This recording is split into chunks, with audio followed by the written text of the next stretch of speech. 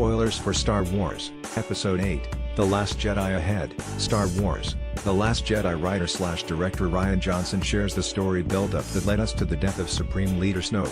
In hindsight, The Last Jedi had its fair share of plot twists. Most of them are not in the I am your father way but shockers nonetheless. One of the biggest ones is Supreme Leader Snoke's abrupt death at the hands of his own protege, Kylo Ren. The gasp-inducing sequence basically negates the countless theories about the mysterious entity we were first introduced in Star Wars, The Force Awakens, because, in the end, he no longer matters. During the EO-hosted Q&A following an Academy of Motion Picture Arts and Sciences screening of The Last Jedi, Johnson shared some insights on one of the most shocking scenes in the sequel, which drastically changed the way we perceive this ongoing saga. Luke basically said it's not going to end the way you think, and it certainly did not, particularly with what we all thought was the big bad of the threequel, Supreme Leader Snoke. When I was working on the character of Kylo, I came to a place where I thought the most interesting thing would be to knock the shaky foundation out from under him at the beginning of this movie. By the end of this film, he's gone from being a wannabe Vader to someone who is standing on his own feet as a complex villain taking the reins. But then the question is, what place would Snoke have at the end of that?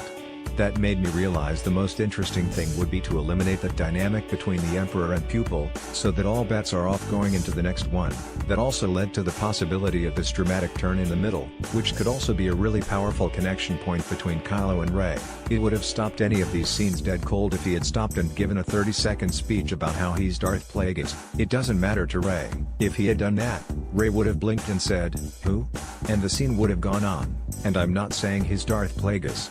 It would have been cool to know Supreme Leader Snoke's origins, especially with the way his character has been built up as this entity who has seen the whole Star Wars saga arc. It's possible we will learn more in Star Wars, Episode 9, but that depends on how J.J. Abrams progresses the story from where Johnson left it. Snoke knows about Darth Vader and is able to tap into the Force, but the fact of the matter is, this is not his story, which is why his history is not really that significant to the narrative Johnson was telling. Fans still want to learn more about the former Supreme Leader, and there could be non-movie canon materials that delve into it. For now, the character has served his purpose in the sequel trilogy, tipping Kylo Ren to the dark side, to the point of no return.